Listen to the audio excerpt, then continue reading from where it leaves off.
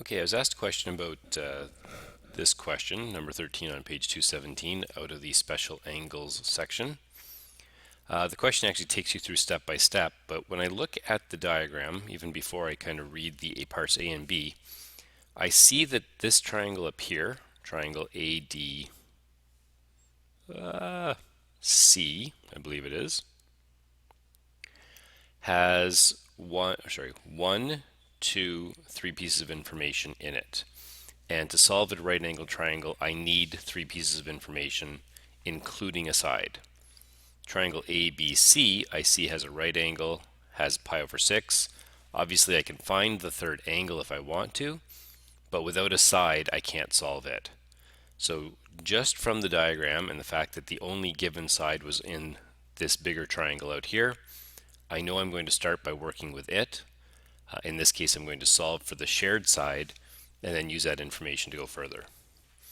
And again, this is what it actually tells me to do: determine an exact expression for the length of AC,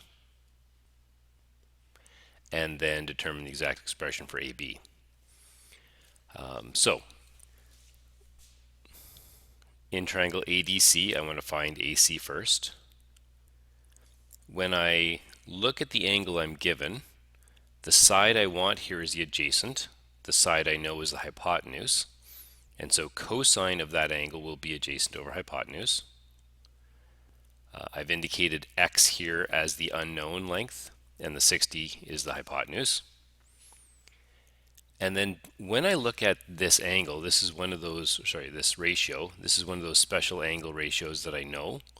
Cosine of pi over 4, that's the same as cosine of 45 degrees, is 1 over root 2. Obviously this doesn't change. And then I'll get rid of that. If I multiply the 60 here through, or if I multiply both sides by 60, probably a better way of saying it, more appropriate, multiply 60 times this, multiply 60 times this, the 60s divide out on this side, and I end up with 60 over root 2 here. I suspect that many people might have got this answer and then decided that they were wrong, because when they looked at this in the book, this was the solution that was indicated from the textbook, it looks like the answers are not the same. Quick little thing to do here. If ever you're not sure, pull out a calculator and punch in the values. So when I look at this, I have 30 times the square root of 2, and that's 42.42 basically. Clear that and look at the answer that I had, which was 60 divided by, missed it, 60 divided by the square root of 2. If I actually hit that again, 2 square root. And you see that I have the exact same number here, 42.42640. I can't remember what the rest were, but I'm going to assume that the rest of it was fine. Okay, so first thing to sort of know is if the answer you've got doesn't look exactly like the answer that's there, but you have things like square roots in it, go ahead and punch it in to figure out whether or not it is correct. Now, finishing this question up, the reason it doesn't look the same, we typically don't like to see denominators that are roots. And so what you've done in the past, probably in grade 11 specifically, is multiplied top and bottom, sort of find an equivalent fraction of this to this basically. So we're multiplying root 2 times root 2 in the denominator, which will eliminate our square roots. And then of course we have to multiply it in the numerator as well to keep that same equal expression here. So x is the same as this. When I multiply across here, I get 60 root 2 on top in the numerator. Root 2 times root 2 in the denominator is the number 2. And then I can simplify here. 60 divided by 2 is 30, and the root 2 remains. Okay, so we know that the two values we had here, the answer we got and the answer they got were the same, but that is why. Okay, so for our purposes, I'd be happy to see you get to this point.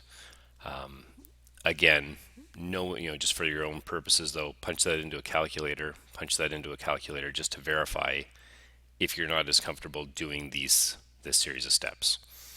I will often leave things this way, and then when I check the book, I sort of really remember, oh yeah, I guess I should write it that way for the students and kind of go through that as well. Now, part B, probably a similar situation. I'm going through the second triangle now.